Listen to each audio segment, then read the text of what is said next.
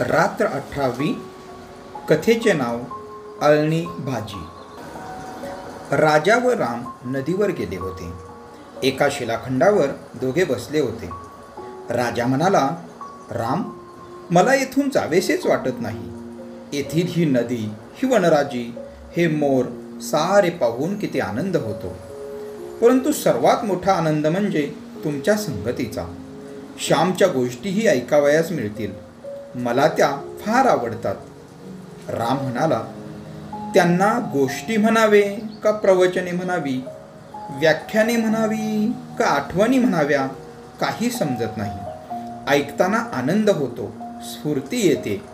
राजा म्हणाला, श्याम बोलतो त्यात त्याचे निर्मळ हृदय ओतलेले असते, म्हणून सांगण्याला एक विशेषच माधुरी असते.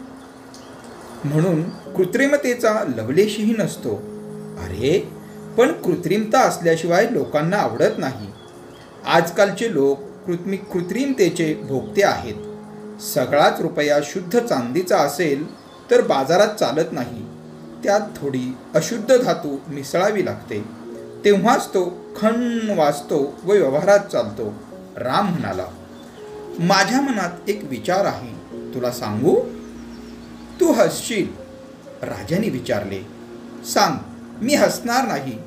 कोणाच्या खऱ्या भावनांना मी कधी हसत नाही.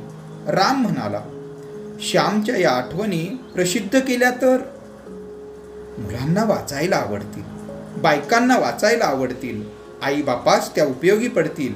श्यामच्या सांगण्यात कोकणातील संस्कृती भरलेली आहे. या आठवणी म्हणजे एक सुंदर संस्कृतीचे वर्णनच आहे, हो की नाही? राजाने विचारले. परंतु श्यामला ते आवडणार नाही. त्याला आत्मविश्वास नाही. कोण असल्या गोष्टी वाचायला तयार आहे? लोकांना भव्य भडक पाहिजे. त्यांना लैला मजनूच्या गोष्टी पाहिजेत, असे म्हणतो. राम म्हणाला. त्यांचे बोलणे चालले होते, तोच घंटा झाली, प्रार्थनेची घंटा. दोघे मित्र आश्रमात जावयास निघाले. श्याम राजाची वाट पाहत होता. राजा व राम दोघे येताना त्याला दिसले. आज मला नाही रे हाक मारलीत? अगदी दोघेच गेलात? श्यामने विचारले. तू वाचित होतास म्हणून नाही बोलावले. दिवसभर इतर काम असते. थोडा वेळ वाचित होतास तर अडथळा करू नये असे वाटले. राजा म्हणाला, अरे, मला तरी कोठे फारसे वाचावयास आवडते. विश्वाचा विशाल ग्रंथ वाचावा, मनुष्याची जीवने वाचावी, हृदये वाचावी, त्यातील सुखदुःखे जाणून घ्यावी, हेच खरे वाचन नाही का? श्याम म्हणाला. श्याम, तू भरपूर वाचले आहेस म्हणून असे म्हणतोस. सृष्टीचा ग्रंथ वाचावयास शिकावे लागते. शेतकऱ्याच्या आनंदाचे कवी वर्णन करतात, परंतु शेतकऱ्यास तो उपभोगता येत नाही, कारण त्याला ती दृष्टी नसते. राजा म्हणाला. इतक्यात दुसरी घंटा झाली. सारे प्रार्थनेला बसले. प्रार्थना संपली व नेहमीप्रमाणे श्यामने आठवण सांगण्यास सुरुवात केली. मित्रांनो, प्रत्येक उदाहरणाने जे शिक्षण मिळते ते शेकडो व्याख्याने ऐकून किंवा अनेक ग्रंथ वाचूनही मिळत नाही. कृती ही मुकेपणाने बोलते. शब्दाहूनही हे मुके परिणामकारक असते. कसे जेवावे याची सुद्धा आपल्याकडे संस्कृती आहे. माझे वडील नेहमी सांगावयाचे, आपल्या पानाकडे पाहून जेवावे. पानावर वस्तू असता मागू नये. येईल तेव्हा घ्यावे. पंक्तीत सर्वांना वाढायला आणतील तेव्हा आपणासही मिळेल. हावरेपणा करू नये. शीतपानाच्या खाली सांडू देऊ नये. पानात काही टाकू नये. पानातील पदार्थांवर टीका करू नये. पानात गुंतवळ किंवा काही सापडले तर निमूटपणे काढावे. वाच्यता करू नये. दुसऱ्यास वर करून दाखवू नये, कारण दुसऱ्यांना किळस येते. विषारी वस्तू सापडली तर मात्र सांगावे. पान कसे लख्ख करावे या सांगण्याप्रमाणे वडील स्वतः वागत असत. मी अनेकांना जेवताना पाहिले आहे, परंतु माझ्या वडिलांचे जेवण झाल्यावर ताट जितके स्वच्छ व निर्मळ दिसे तसे मी कोठेही पाहिले नाही. त्या ताटात कोणी जेवले आहे की नाही हे समजण्याचीही मारामार पडे. त्यांच्या ताटाबाहेर एक शीतकण पडलेला दिसावयाचा नाही. माझ्या ताटाभोवती जर शीते सापडली तर रागावत व ते मला म्हणत, मथुरीचे एक कोंबडे जेवेल इतकीशी ते सांडली आहेस, कर गोळा सारी, अमुक वाईट, हे असेच झाले, याला चव नाही वगैरे ते कधी बोलत नसत. त्यांना सारेच गोड लागे. त्यांचा एक शब्द ठरलेला असे, राजमान्य. त्यांना कोणी विचारावे, माझी कशी झाली आहे, भाजी कशी झाली आहे, त्यांचे उत्तर ठरलेले असे, राजमान्य. जेवणाची कोणतीही खोडी त्यांना नव्हती. एके दिवशीची गोष्ट माझ्या चांगलीच ध्यानात राहिली आहे. रोज वडील घरच्या देवांची पूजा करून देवळात गेले म्हणजे आम्ही पाटपाणी घ्यावयास लागत असू. भाताशिवाय सर्व वाढून तयार ठेवीत असू. आई, भाऊ आले, भात उकर. वडील देवळातून येताना गणपतीचे तीर्थ आणीत. ते आम्ही घेतले म्हणजे जेवणे सुरू होत. त्या दिवशी आम्ही जेवावयास बसलो. आईने रताळीच्या पाल्याची भाजी केली होती. माझ्या आईला कसलीही भाजी करावयास येत असे. भोपळीचा पाला, भेंडीचा कोवळा कोवळा पाला, सर्वांची ती भाजी करी. ती म्हणावयाची. तिखट, मीठ व तेलाची फोडणी दिली की सारे गोड लागते आणि खरेच गोड लागे. ती करी ते सारेच गोड लागे. जणू तिच्या हातात पाकदेवताच होती. केलेल्या पदार्थात हृदयातील सारी गोडी ओतून तो पदार्थ ती तयार करीत असे. माधुर्याचा सागर सर्वांच्या हृदयात ठेवलेलाच आहे. परंतु त्या दिवशी मजा आली.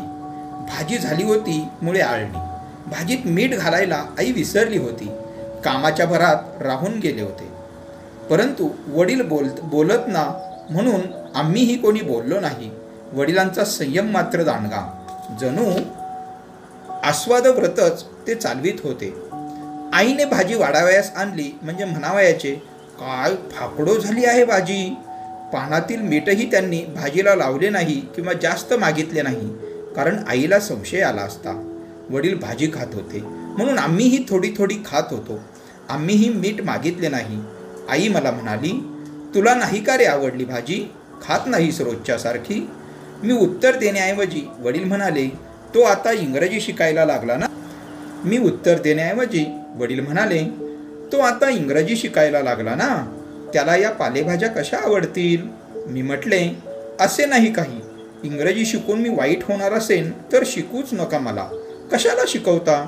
वडील म्हणाले, अरे तुला राग यावा म्हणून म्हटले हो. तू जरा रागावलास म्हणजे बरे वाटते. याला फणसाची भाजी आवडते होय ना ग. उद्या पाटीलवाडीहून आणीन हो. जुनं मिळाला तर उकडगरेच करा. आई म्हणाली, आणावा. पुष्कळ दिवसात फणसाची भाजी केली नाही. बोलणी अशी होत होती. आमची जेवणे झाली. वडील ओटीवर गेले व विष्णू सहस्रनाम म्हणत शतपावली करू लागले. शतपावली झाल्यावर जानव्यासाठी चातीवर सूत कातीत बसले. खापराची चाती होती. प्रत्येकास सूत कातता आले पाहिजे असा दंडक होता. पसारा आटपून आई जेवावयास बसली. ती घास घेते व भाजी खाऊन बघते. तो भाजी आळणी, मीठ नाही मुळीतीत. मी जवळच होतो. आई म्हणाली, काय रे श्याम, भाजीत मीठ मुळीच नाही, तुम्ही कोणी बोललेही नाहीत. श्याम, सांगावे नाही की ना रे, आळणी कशी रे भाजी खाल्लीत. मी म्हटले, भाऊ बोलले नाहीत म्हणून आम्हीही बोललो नाही. आईला वाईट वाटले. मिठाशिवाय भाजी खाल्लीत रे साऱ्यांनी. ती म्हणाली, तिला रुखरुख लागली. ती पुन्हा म्हणाली, तरीच तू खाल्ली नाहीस. नाहीतर बचकभर भाजी तू खायचा, निम्मी तूच संपवायचा. तुला गुलामा भाजी हवी पुष्कळ. माझ्या लक्षात तेव्हाच आले पाहिजे होते, परंतु आता काय बोलून उपयोग. आपली मोठी चूक झाली अशी आईला वाटले. जी वस्तू दुसऱ्याला करून द्यावयाची ती चांगली करून द्यावी. जो पदार्थ करून द्यावयाचा तो चांगला करून द्यावा. मग भाजी असो की काही असो. आपण अळणी भाजी वाढली, हैगय केली, निष्काळजीपणा केला, कामात दक्षता ठेवली नाही, हे बरे झाले नाही असे आईला वाटले. तिला रुखरुख लागली. बरे, आईला वाईट वाटू नये म्हणून वडील बोलले नाहीत. इतक्या खटपटीने चुलीजवळ धुरात बसून स्वयंपाक केला. तो गोड करून खावा, त्या दोष पाहू नये, स्वयंपाक करणाऱ्याचे मन दुखवू नये ही वडिलांची दृष्टी होती. मित्रांनो, दुसऱ्याचे मन दुखवू नये म्हणून जिभेवर ताबा ठेवून अळणी भाजी ही मिटक्या मारून खाणारे माझे वडील श्रेष्ठ का अळणी भाजी कशी हातून झाली का रे तुम्ही कोणी सांगितले नाही असे म्हणणारी, चांगला पदार्थ हातून झाला नाही म्हणून मनाला लावून घेणारी हळहळणारी माझी आई श्रेष्ठ. दोघेही थोर व श्रेष्ठ. हिंदू संस्कृती संयम व समाधानावर यावरच उभारलेली आहे. त्याचप्रमाणे कर्मकुशलतेवरही उभारलेली आहे. हे दोन्ही धडे माझे आईबाप मला देत होते.